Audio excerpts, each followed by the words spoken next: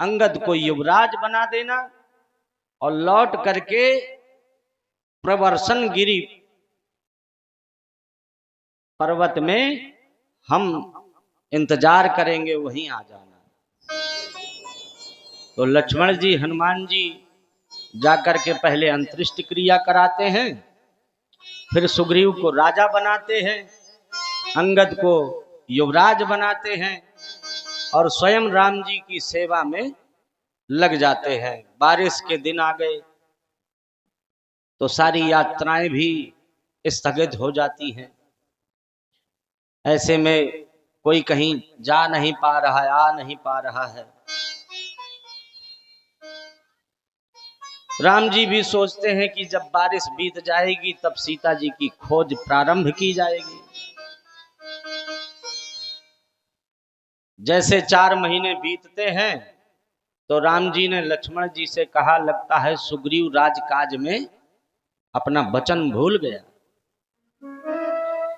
यदि ऐसा है तो बाण हमारा अभी खत्म थोड़ी हो गया, जिससे अभी बाली का वध किया था, वो तो आज भी तरकस में है।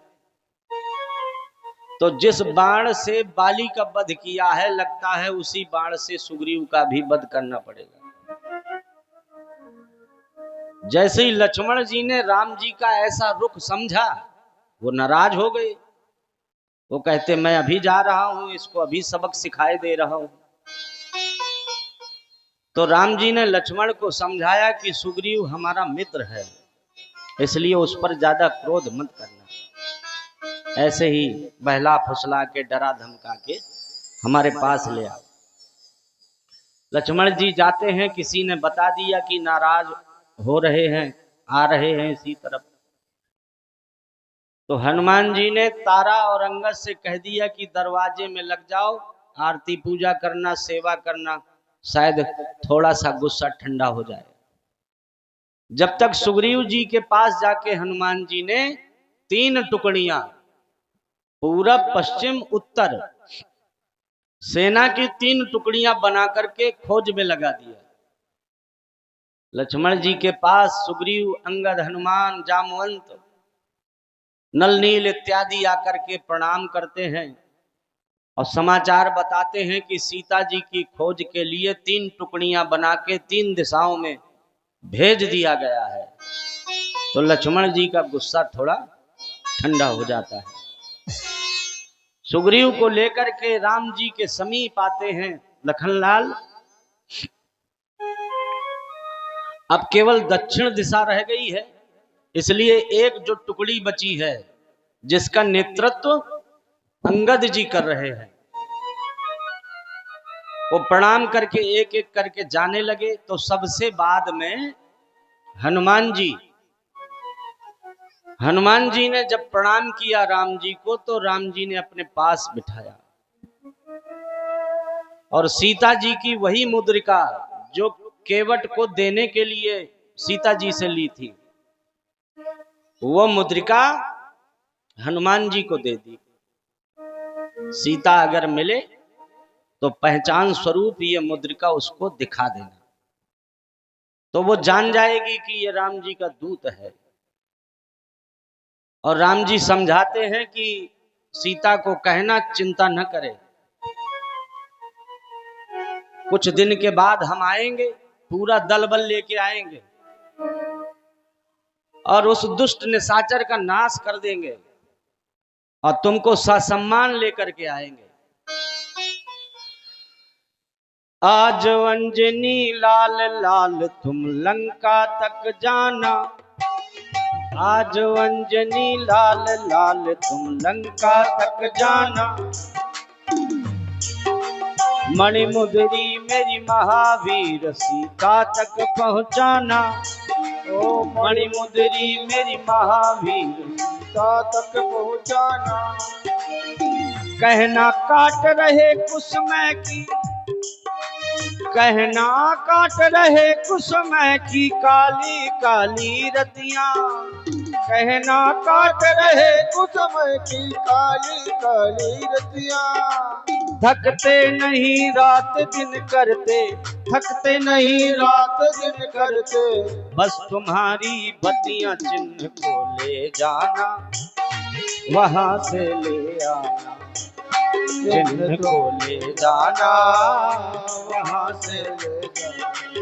आज अंजनी लाल लाल तुम लंका तक जाना, आज अंजनी लाल लाल तुम लंका तक जाना, मणिमुद्री मेरी महावीर सीता तक पहुंचाना, ओ मणिमुद्री मेरी महावीर सीता तक पहुंचाना, कहना काट रहे कुसुम की काली काली रतियां, कहना काट रहे कुसुम की काली काली रतियां, थकते नहीं रात दिन करते, थकते नहीं रात दिन करते, बस तुम्हारी बत्तियां चिन्ह को ले जाना, वहां से ले आना, चिन्ह को ले जाना, वहां तक ले जाना।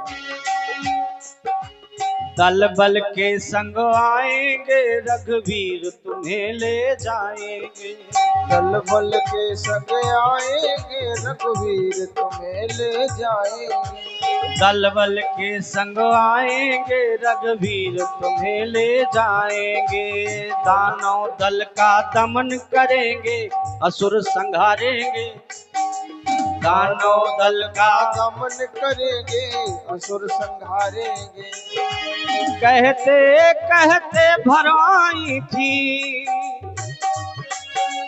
कहते कहते भरवाई थी मेरी दोनों अखियां, कहते कहते भर आई थी मेरी दोनों अखियां, थकते नहीं रात दिन करते, थकते नहीं रात दिन करते, बस तुम्हारी बत्तियां चिन्ह को ले जाना, वहां से ले आना, चिन्ह को ले जाना।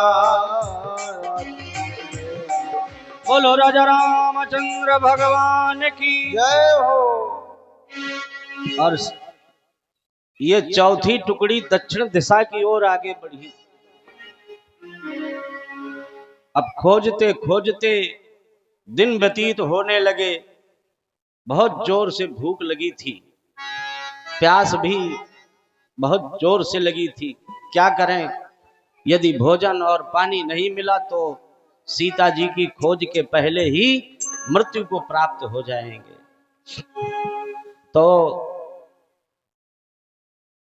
कहते हैं ऊपर पहाड़ की चोटी में बैठ करके देखा कि देखो भाई अंदाजा लगाओ कहाँ पे पानी मिल सकता है।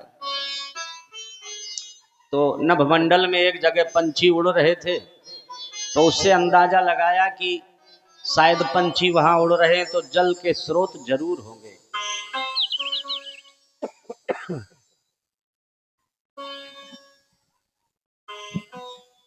सारी सेना पहुंचती है, एक गुफा के भीतर एक देवी जी मिलती है। देवी जी से परिचय पूछने लगते हैं। देवी जी ने कहा जाओ पहले कुछ फल खा लो और जल पी लो, उसके पश्चात फिर मैं अपना परिचय बताऊंगी।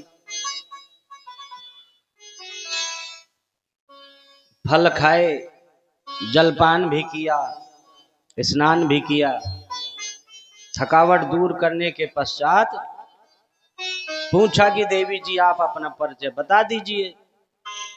तो उसने बताया मेरा नाम है स्वयं प्रभा, मेरी एक बहन थी हेम प्रभा, हम दोनों बहुत सुंदर। एक दिन राक्षस लोग आए, हमारा अपहरण कर लिया। मेरी बहन मुझसे ज्यादा सुंदर थी, उसको ले गए और मुझको यहीं छोड़ दिया। तब से मैं इंतजार करती रही। एक दिन एक ऋषि आए, उन्होंने हमसे कहा कि तुम राम जी की सेना की थोड़ी सी सहायता कर देना। तो तुम्हारा उद्धार हो जाएगा। वैसे हम दोनों अप्सराएं हैं, पर क्या करें, श्राप की वजह से हमको ये दिन देखने पड़े। अब वानर भालू कहने लगे कि हमको जाने का रास्ता भी नहीं दिखाई दे रहा है, आप हमारी कोई सहायता कर दीजिए। तो देवी जी ने कहा कि अपने आंख बंद कर लो, और जैसे ही नेत्र बंद किए तो सारे वानर भालू गुफा से दूर समुद्र के किनारे आ गए। अब सामने पानी ही पानी दिखाई दे रहा है। पीछे जाएंगे लौट करके तो महाराज सुग्रीव ने आदेश दिया है कि बिना खोजे आओगे तो मैं अपने हाथों मारूंगा। अब आगे जा रहे हैं तो पानी ही पानी, आगे भी मृत्यु पीछे भी मृत्यु। तो एक दूसरे से कहने लगे, भैया आप तो दोनों तरफ से मरना ही मरना है, चाहे आगे कूद के मर जाओ, चाहे पीछे महाराज के हाथों मर जाओ। तो एक पंछी वहां बिना पंख वाला वो वहीं बैठा था, विशाल काय पंछी गिद्ध।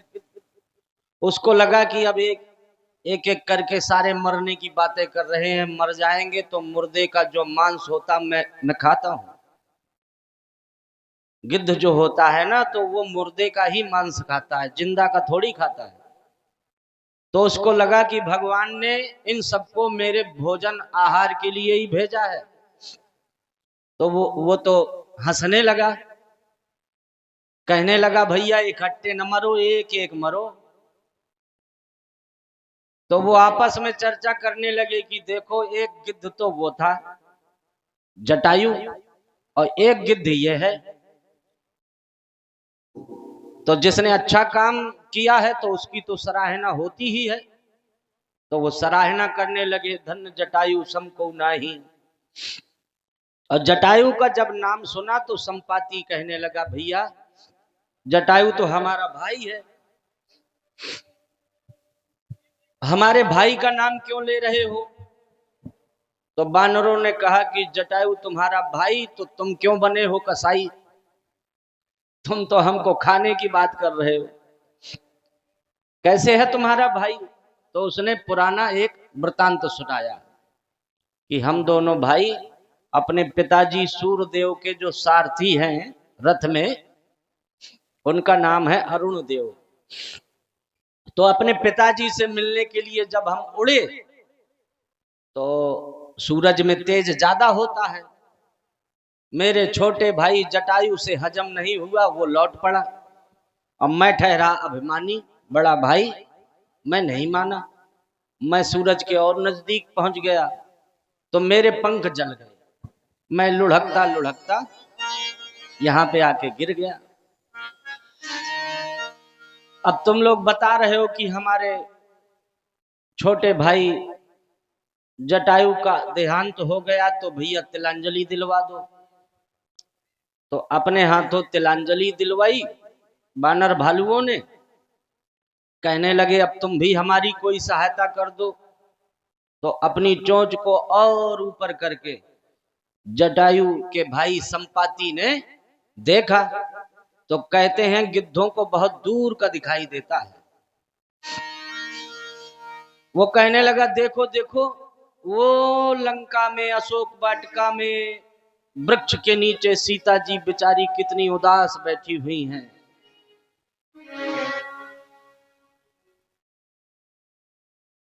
अब देखें तो सभी पर पानी के सिवा कुछ दिखाई नहीं दे रहा है।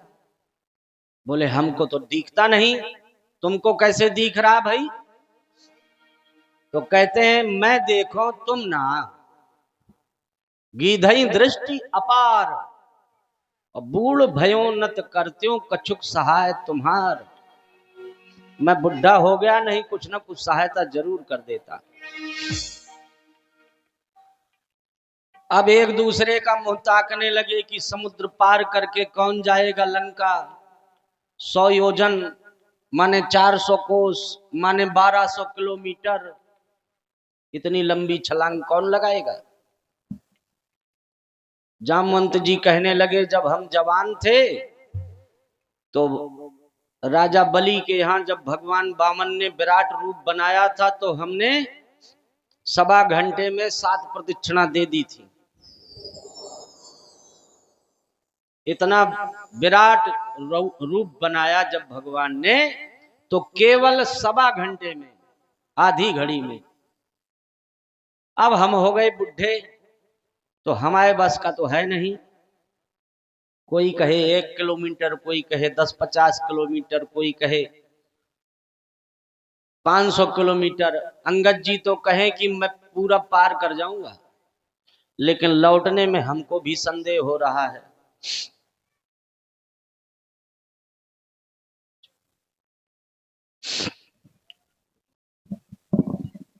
सबने कहा भाई अंगद जी आपको तो भेजेंगे नहीं, क्योंकि आप हमारे सेना नायक हैं। और हनुमान जी की तरफ सब देख रहे हैं, वो चुपचाप बैठे हुए हैं। जामवंत जी कहते हैं आप चुप क्यों बैठे हैं? का चुप साध रहे हो बलवाना, पवन तने बल पवन समाना।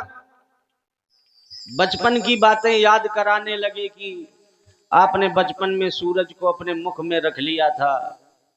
जागो, नेत्र खोलो, अपने बल को याद करो। जागो बजरंगी हो,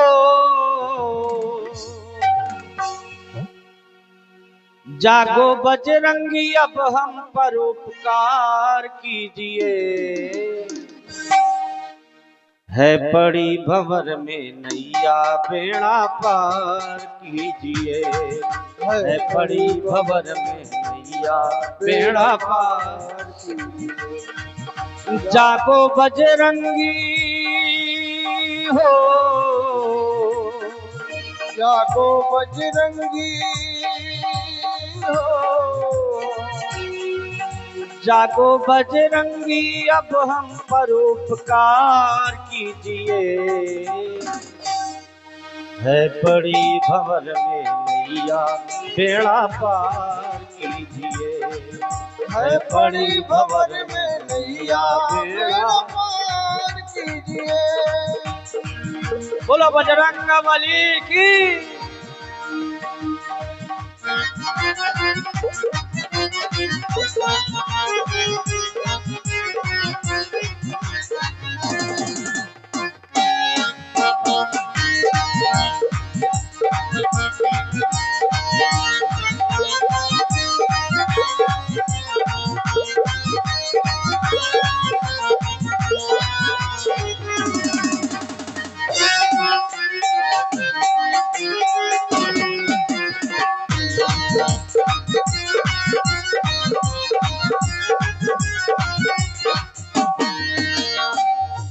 कहते हैं हमको तो आदेश मिला है, सुग्रीव ने आज्ञा कर दी। सुग्रीव ने आज्ञा कर दी, जाकर सिय खोज के लाना।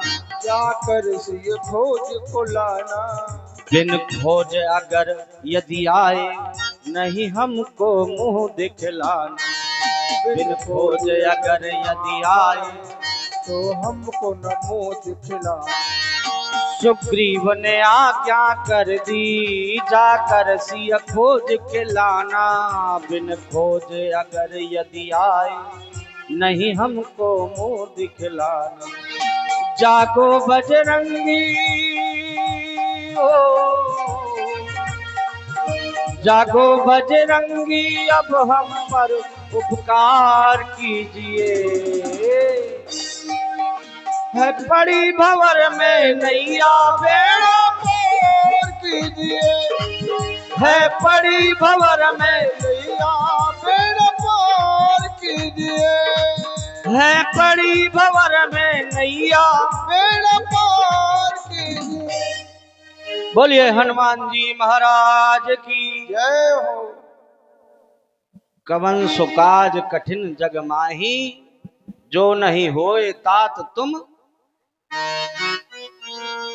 जामवंत अंगदादी ने जब बल याद कराया तो एक बार जोर से हनुमान जी ने जयकारा लगाया, जय श्री राम। जय श्री राम। कहते हैं इतना विशाल बदन बन गया। अब कहते हैं बताओ जामवंत, मैं तुमसे पूछ रहा हूं वहां जाकर के क्या करना है? रावण को मारना है कि लंका को उठा के समुद्र में डुबोना है? जामवंत जी कहे ये सब नहीं करना है, केवल सीता जी की सुधि ला करके रघुनाथ जी को देना है। तो कहते हैं जिस पहाड़ पे हनुमान जी ने पैर मारा वो सीधा जाकर के पाताल की ओर चला गया और उड़ चले हनुमान जी। थोड़ा ही आगे चले थे तो देवताओं ने सर्पों की माता सुरसा को परीक्षा लेने के लिए भेज दिया। वो कहने लगी कि आगे जाना है तो मेरे मुख में पहले प्रवेश करो। पहले तो बहुत समझाया हनुमान जी ने कि माता जी एक बार सीता जी की सुध ला करके प्रभु को सुना दें, फिर हम आपका आहार बन जाएंगे। अभी राम काज में मत बैरी बनो। जब वो नहीं मानी तो हनुमान जी ने अपना बदन बढ़ाया और जैसा जैसा हनुमान जी बदन बढ़ाने लगे तो उससे 2 गुना वो अपना मुख बढ़ाने लगी। जब 100 योजन का उसने अपना विशाल मुख बनाया तो हनुमान जी ने बिल्कुल छोटा सा रूप बना के तुरंत मुख में गए और गर्भ तक जाकर तुरंत वापस आ गए।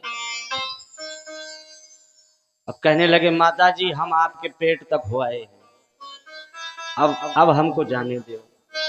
तो अपने रूप में खड़ी हो गई। वो तो सर्पों की माता थी, कोई राक्षसी थोड़ी थी। वो बोली कि मुझको देवताओं ने भेजा है तुम्हारे बल और बुद्धि की परीक्षा के लिए और तुम उत्तीर्ण हो गए, पास हो गए, इसलिए हमारा आशीर्वाद है, जाओ तुम सफल हो जाओ। अब फिर से उड़ने लगते हैं तो बीच में एक पर्वत आ जाते हैं। वो कहते हैं राम जी की सेवा में जा रहे हो तो हमने सोचा थक न जाओ, थोड़ा विश्राम कर लो। हनुमान जी कहते हैं राम काज कीन्हे बिना मोह कहाँ विश्राम। नमस्कार करके उसका परिक्रमा लगाते हैं और फिर आगे बढ़ते। तो एक ऐसी राक्षसी मिलती है जो छाया को पकड़ लेती है पानी में और खींचती है तो ऊपर उड़ने वाला कोई भी हो नीचे को चला आता है। उसका नाम है सिंहिका। तो सिंहिका ने वही छल हनुमान जी के साथ किया, छाया को पकड़ा और खींच के सीधे हनुमान जी को अपने मुख से पेट में ले गई। अब हनुमान जी पेट में जाकर के गदा घुमाने लगे और धीरे धीरे ऐसा गदा मारा कि सीधे वक्ष स्थल फाड़ते हुए, सर को फाड़ते हुए ऊपर से निकल गए। बोलो राजा रामचंद्र भगवान की जय। और जोर से जयकारा लगाया, जय श्री राम, जय श्री राम। अब वो तो सिंहिका का उद्धार करके फिर आगे बढ़ चले। तो समुद्र पार करके जैसे ही दरवाजे के पास पहुंचे तो अब भेष बदल लिया, मच्छर जैसा रूप बनाया और दरवाजे में से भीतर प्रवेश करने लगे तो वहां भी एक राक्षसी लगी हुई थी, उसका नाम था लंकनी। वो कहने लगी कि ठहर जाओ, मच्छर जैसा रूप बना के भीतर घुस रहे हो, चोर कहीं के, चोरी करने जा रहे हो क्या? तुमको मालूम नहीं है यहाँ कौन खड़ा है? मैं लंकनी हूं, तुम्हारे जैसे चोरों का भोजन करती हूं। अच्छे मिले हो आज तो तुम्हारा ही भोजन कर जाऊंगी। और जैसे ही उसने हनुमान जी को भोजन बनाना चाहा तो हनुमान जी ने एक मुष्टिका का प्रहार किया, रक्त बहने लगा, मूर्छित होके गिर गई और फिर जागी तो कहने लगी मुझको सब याद आ गया। हनुमान जी कहे क्या याद आ गया? बोले जब रावण को ब्रह्मा जी ने वरदान दिया था तो मुझसे कहा था कि जब किसी बानर के मारने से तुम व्याकुल हो जाओ, मूर्छित हो जाओ, तो समझ लेना कि राक्षसों का नाश अब होने ही वाला है। एक ही मुष्टिका में सब ज्ञान दौड़ गया इस राक्षसी के। अब हनुमान जी ने कहा तो फिर बताइए हम क्या करें। बोले अब अपनी यात्रा फिर से प्रारंभ करो, कौशलपुर के राजा को अपने हृदय में धारण करके और बढ़ो आगे। बोलो राजा रामचंद्र भगवान की जय। और देखिए ये हमारे पंकज महाराज जी कबरई से अभी आए हैं। ये हमारा बहुत अच्छा सहयोग करते हैं। पिछली साल भी यज्ञ में इन्होंने बड़ा परिश्रम किया था और इस साल भी बहुत परिश्रम किए। ये कभी चूकते नहीं ऐसे धार्मिक कार्यों से।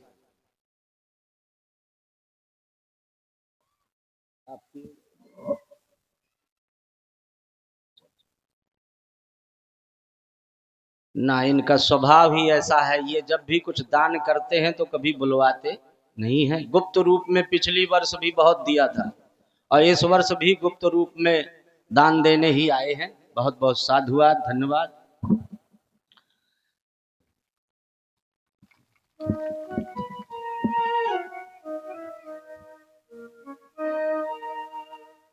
अब और छोटा सा रूप बना लिया, मच्छर से भी छोटा। अति लघु रूप पवन सुत लीन। अब रावण के महल में जाके देखते हैं, मंदोदरी के यहाँ जाके देखते हैं। एक बार तो मंदोदरी को देखकर लगता है कि शायद सीता जी ये हो सकती हैं, पर ये सीता जी होती तो सेज में थोड़ी होती, इतनी हर्षित न होती। राम जी के वियोग में दुखी होती तो तुरंत फिर वापस लौटे। कुंभकर्ण को देखा और भी महलों में प्रवेश किए तो एक ऐसा महल मिला, एक ऐसी कुटी मिली जहां पे दरवाजे में राम लिखा हुआ था। तो राम नाम देख करके ब्राह्मण का वेश बना के उसी दरवाजे में गुणगान करने लगे। श्री राम जय जय राम, श्री राम जय जय राम। बोलो श्री राम जय राम जय जय राम,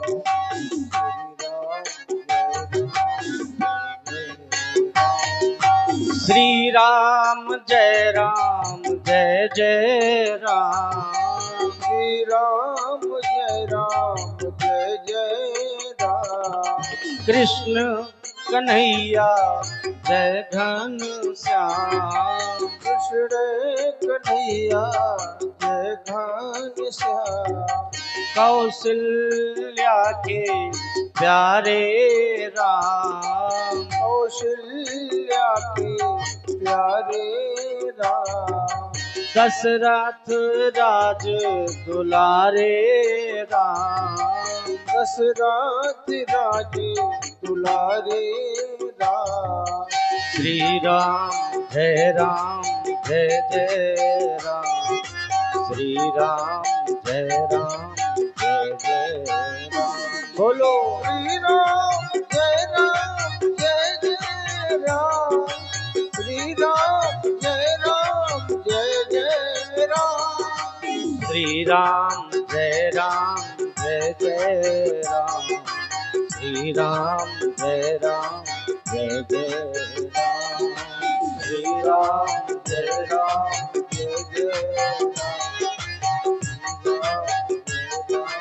अब देखिए भजन को सुनकर के विभीषण जी को जाग पड़े और उन्होंने सुना कि यहाँ कौन राम राम कर रहा है। बाहर आके प्रणाम किया, पूछा तो हनुमान जी ने पूछा कि आप लंका में रह के कैसे भजन कर लेते हैं।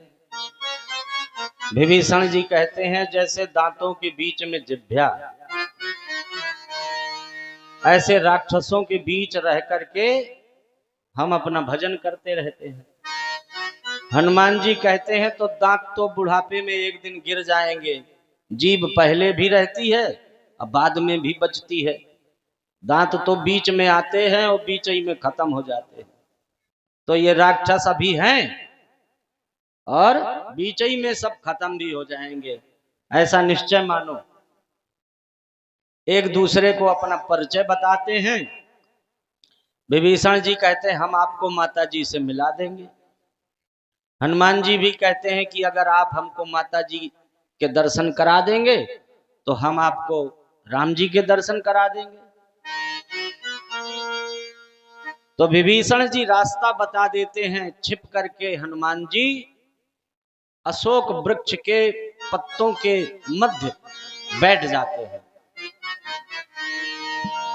उनको पता चल गया कि रावण आने वाला है, तो मंदोदरी आदि रानियों के साथ, राक्षसियों के साथ रावण प्रतिदिन सीता को समझाने के लिए आता।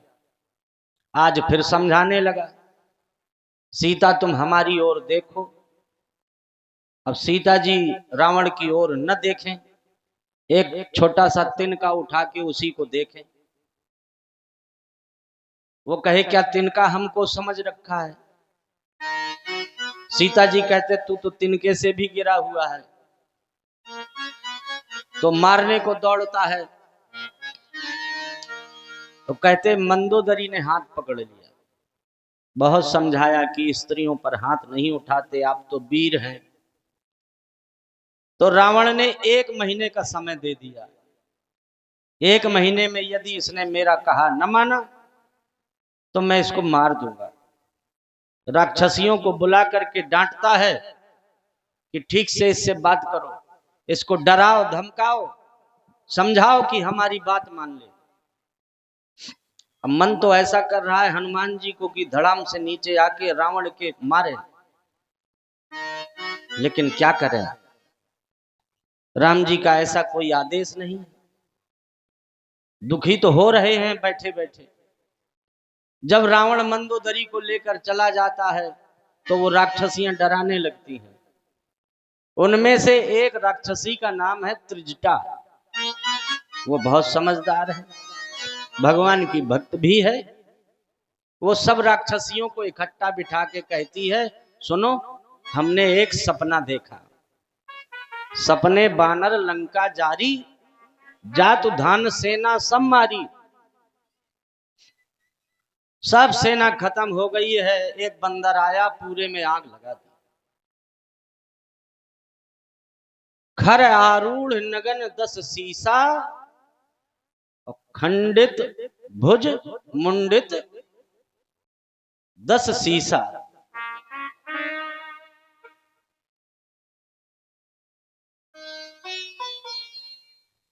खंडित सिर मुंडित भुज 20। तो 20 भुजाओं कटी हुई हैं, 10 सिर कटे हुए हैं। नंग धड़ंगा करके गधे में बिठा दिया रावण को। यही विधि सो दक्षिण दिश जाई, लंका मनहु विभीषण पाई। और नगर फिरी रघुवीर दुहाई। अब तो कहने लगी कि मैं ये सपना जोर जोर से पुकार के कह रही हूं कि 2-4 दिन में ये सब सही होने वाला है। अब सब राक्षसियां डर गई। उनको लगा कि सच में अगर ये सपना सही हो गया और विभीषण यहाँ के राजा हो गए तो हमारी तो बड़ी दुर्गति हो जाएगी। हम तो देवी सती जैसी नारी के साथ कैसा दुर्व्यवहार कर रहे हैं। तो डर गई हूं, क्षमा मांगने लगी, देवी जी हमको क्षमा कर देना।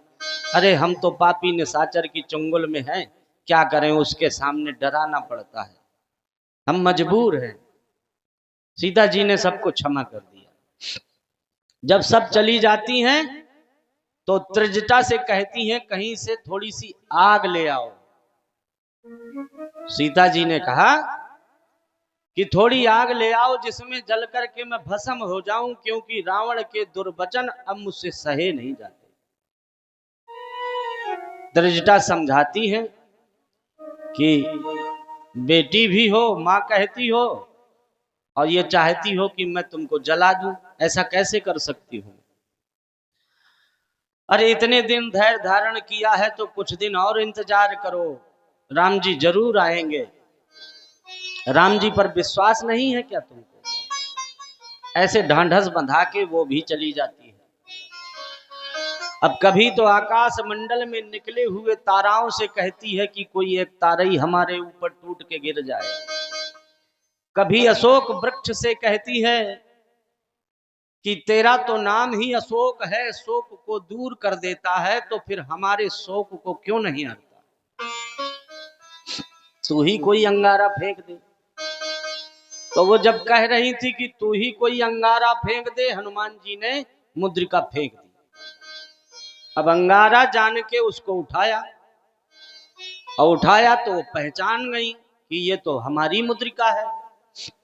फिर यहां वहां देखने लगी कि माया तो नहीं है, तो राम जी का भजन हनुमान जी करने लगते हैं,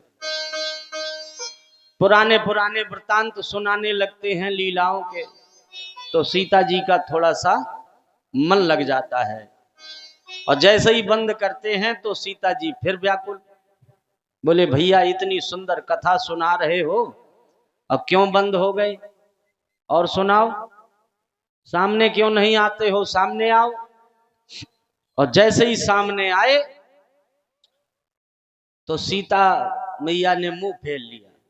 उनको लगा कि ये कोई मायावी है।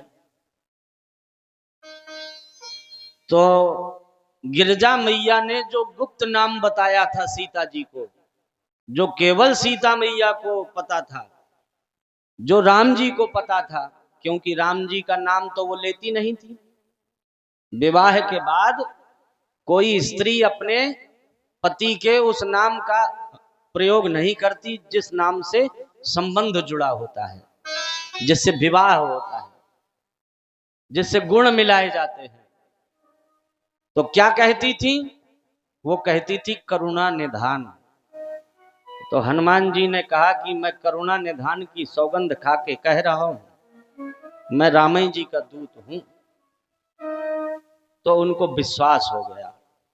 सीता जी कहती हैं नर बानर की संगत कैसे हो गई, सब वृतांत तो सुनाया।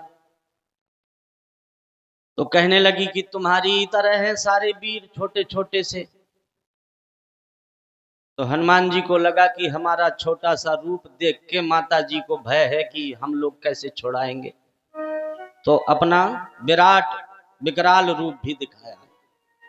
सीता जी को विश्वास हो गया, बेटा छोटे बन जाओ। और आशीर्वाद दे दिया, अजर अमर गुण निधि सुत होऊ, करहु बहुत रघुनायक छोहू। राम जी के कार्य नित्य निरंतर करते रहो, तुम अजर और अमर हो जाओ। अब माता का आशीर्वाद प्राप्त कर लिया तो हनुमान जी कहते हमको बड़ी जोर की भूख लगी है, सुंदर सुंदर फल लगे हैं, आप कह दो तो हम अपनी क्षुधा मिटा लें, भूख मिटा लें। पहले तो माता ने कहा कि बड़े निशाचर लगे हैं सुरक्षा में, ये परेशान करेंगे, तुमको पकड़ लेंगे। तो हनुमान जी ने कहा कि इनका हमको कोई भय नहीं है, आप अपने मन में आनंद रखो, मैंने आपको रूप दिखा दिया ना, अभी मैं इनको सबको मारूंगा अगर मुझे परेशान करेंगे, आप चिंता न करो। तो माता जी ने आशीर्वाद दिया और हनुमान जी ने सारा बगीचा ही उजाड़ दिया। बंदरों की तो आदत होती है, एक फल खाएंगे 10 बर्बाद कर देंगे। डालें तोड़ दी। वो जो बगीचे का मालिक था वो आया तो उसको भी उठा के एक पछाड़ लगा दी, वो भी खत्म। 10, 20, 50 जो बेचारे मरते मरते बचे दौड़ करके गए रावण के दरबार में कि एक बंदर घुस गया है, बचाओ हमको। तो अक्षय कुमार आया, बोले हम ही चल रहे छोटी छोटी बातों के लिए पिताजी को परेशान करते। अक्षय कुमार आया तो अक्षय कुमार के ऊपर तो एक विशाल वृक्ष उठा करके फेंक दिया, वो भी राम नाम सत्य। अब जब ये बात रावण को पता चली तो मेघनाद को भेजा कि तुम जाओ, ये बानर कोई साधारण तो लगता नहीं, बांध के लाना, देखें तो सही, कोई देवता तो नहीं घुस गया बानर रूप में। तो मेघनाद ने जाकर के पहले तो युद्ध किया। जब हनुमान जी ने एक जोर से मुष्टिका मारी तो बेहोश हो गया। तो फिर छल करने लगा, माया फैलाने लगा, ब्रह्म शक्ति का प्रयोग कर दिया। जैसे ही मूर्छित हुए तो गरुण पास से बांध के हनुमान जी को दरबार में ले गया। अब वैसे तो हनुमान जी के ऊपर कोई अस्त्र शस्त्र चलता नहीं है, लेकिन राम जी का कार्य करना है, इसलिए वो कुछ बोल भी नहीं रहे, बंद के चले गए। अब वहां पहुंचे तो रावण ने परिचय पूछा, बताया कि मैं राम जी का दूत हूं, सीता जी की खोज में आया था, खोज हो गई, अब तुमसे भी मुलाकात हो गई तो तुम हमारी बात मानो, अभी कुछ नहीं बिगड़ा है, सीता जी को साहर्ष राम जी को सौंप दो, इसी में तुम्हारे परिवार की और तुम्हारे पूरे लंका नगर की भलाई है, नहीं तो नाहक में सारे मारे जाएंगे। अब हित की बात बतला रहे हैं, लेकिन रावण को अच्छा नहीं लग रहा है। रावण कह रहा, देखो अब बंदर गुरुजी बन के हमको ज्ञान दे रहे हैं, अरे कोई इसको मारता क्यों नहीं है। तो जैसे ही मारने दौड़े तो विभीषण जी ने रोक दिया, बोले दूत को मारा नहीं जाता है, कोई और दंड दे दीजिए। तो बोले क्या दंड दे, ये बार बार अपनी पूंछ को चूम रहा है, इसकी पूंछ में आग लगा दो। दूसरे की पूंछ ही काटने में तो लगे हैं सब, हमारी पूंछ इनसे कम है और इनकी पूंछ हमसे ज्यादा है, इसलिए इनकी पूंछ काटो या आग लगाओ। तो रावण ने क्या किया, बोले पूंछ जब जल जाएगी, बिना पूंछ का जाएगा तो अपने स्वामी से जाके बताएगा, इसलिए आग लगा दो। हनुमान जी ने भी ऐसा खेल किया कि पूंछ लंबी कर दी, इतनी लंबी कर दी कि न तो वस्त्र बचे, न घी बचा, न तेल बचा। राक्षस परेशान हो गए। अब बाद में यह हुआ कि अब तो कुछ बचा नहीं है, आग लगा ही दो। तो बदन तो विशाल बना लिया, लेकिन वजन इतना सा, और फुदक फुदक के सब अट्टालिकाओं में, बड़े बड़े महलों में चढ़ करके पूंछ से आग लगाने लगे चारों तरफ। थोड़ी ही देर में हनुमान जी के एक पिताजी हैं पवन देव, 49 प्रकार के पवन होते हैं। अब पवन देव ने अपने सारे भाइयों से कहा कि भाई सब लोग मिलकर के थोड़ी देर को लंका में चलो।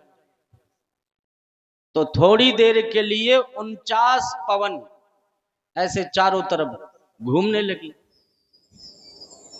तो इतनी सी भी देर नहीं लगी, थोड़ी देर में पूरी लंका में आग लग गई। किसका किसका घर बचा, एक तो विभीषण का घर बचा, क्योंकि वो भक्त है, और जितने राक्षस हैं सबके घर जल गए। त्राहिमाम त्राहिमाम, हमने तो पहले ही कहा था कि कोई देवता है बानर के भेष में, पर महाराज हमारी सुनते कहाँ है। अब देखो सब जल गए, कोई नहीं है बचाने वाला आज हम लोगों को। सबके मन में भय व्याप्त हो गया। और हनुमान जी ने पूंछ को समुद्र में जाके बुझाया और सीता जी के पास आके कहने लगे कि माता जी अब कुछ आप दे दीजिए हमको, जैसे पहचान रूप में वहां से मुद्रिका लाए थे, ऐसे पहचान रूप में आप भी कुछ दे दीजिए, जिससे राम जी पूछेंगे तो हम दिखा देंगे। तो सीता जी ने अपना बालों में जो जूड़ा लगाया जाता है उसको कहते हैं चूड़ामणि, वो चूड़ामणि निकाल के बालों से और हनुमान जी को दे दी कि राम जी को दिखाना और कहना कि अगर 1 महीने के भीतर हमको लेने नहीं आए तो हमको जीवित नहीं पाएंगे। जाके हनुमान कहना स्वामी से, हर घड़ी उनको याद करती हूँ। प्यासी मछली सी मैं तड़पती हूँ, न तो जीती हूँ और न मरती हूँ। जाके हनुमान कहना स्वामी से,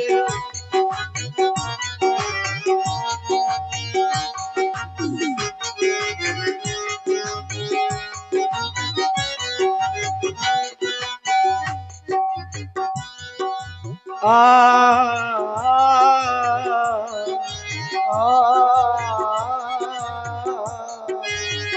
जाके हनुमान कहना स्वामी से, हर घड़ी उनको याद करती हूँ।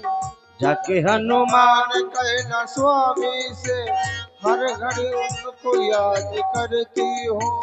प्यासी मछली सी मैं तड़पती हूँ, न तो जीती हूँ और न मरती हूँ। जाके हनुमान कहना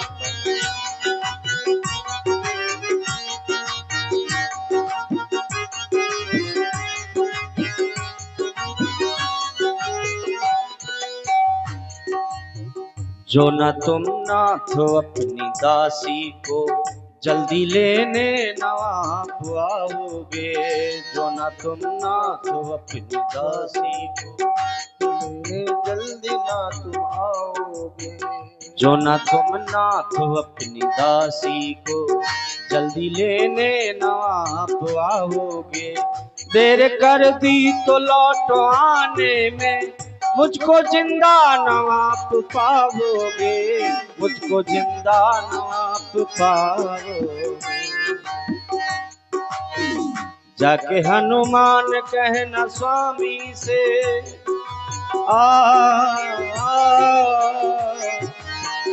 जाके हनुमान कहना स्वामी से, हर घड़ी उनको याद करती हूँ।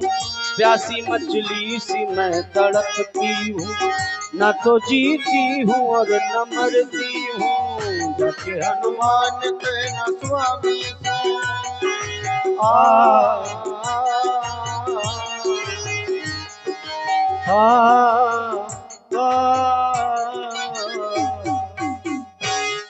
माता जी को प्रणाम करके चूड़ामणि लेकर हनुमान जी एक छलांग लगाते हैं और वहां आ जाते जहां वानर भालू समुद्र के इस पार इंतजार कर रहे हैं। जैसे वानर भालुओं ने देखा कि हनुमान जी खोज करके आ गए तो जय जयकार लगाने लगे। बोलो राजा रामचंद्र भगवान की जय हो। जय श्री राम, जय श्री राम, जय श्री राम, जय श्री राम। और सारे वानर भालू आकर बगीचे में घुस गए, फल खाने लगे। बगीचे के मालिक ने जाके सुग्रीव को बताया कि सारा बगीचा उजाड़ दिया वानर भालुओं ने। सुग्रीव ने विचार किया कि वानर भालू भला ऐसा क्यों करेंगे, इसका मतलब कि सीता जी की खोज पूरी हो गई। नहीं तो मजाल क्या बंदर भालुओं की जो बिना आदेश के घुस जाते। पता चल गया तो हनुमान जी को लेकर अंगद, जामवंत, नल, नील, सुग्रीव आदि राम जी के समीप ले आए। चूड़ामणि देखकर राम जी को यह विश्वास हो गया कि लंका में सीता जी हैं। इसलिए सुग्रीव आदि के परामर्श से सारी सेना को लेकर समुद्र के इस पार आ गए। अब सोच रहे हैं कि इतना विशाल समुद्र है, उस पार कैसे जाएं। लंकापति रावण को भी सूचना मिल गई कि राम जी बानर भालुओं की सेना बना करके समुद्र के उस पार तक आ गए हैं। तो मंत्रणा बनाने लगा कि बताओ अब ऐसे में हमें क्या करना चाहिए। अब जिसका राजा ही दुष्ट हो तो उसके मंत्री भी कितने अच्छे सलाहकार हो सकते हैं। एक दो तो बोले कि महाराज बड़े बड़े देवताओं से तो डरे नहीं, ये बानर भालू और मनुष्य ये तो हमारा भोजन है, इनके लिए हम तुम क्या विचार करें, इनको तो हम तुम कच्चा ही चबा जाएंगे। आप बिल्कुल चिंता मत करो महाराज। लेकिन विभीषण ने रावण को समझाया। कहते हैं जहां सुमति तहां संपत्ति नाना, जहां कुमति तहां विपत्ति निदाना। किसी की बुद्धि में अच्छा विचार आता है तो सब प्रकार की संपत्ति अपने आप आ जाती है, और जब बुद्धि में बुरे विचार आने लगे तो धरी धराई संपत्ति का भी नाश हो जाता है। पराई स्त्री को तो ऐसे त्याग देना चाहिए जैसे लोग चौथ के चंद्रमा को नहीं देखते, दोष लग जाता है ना।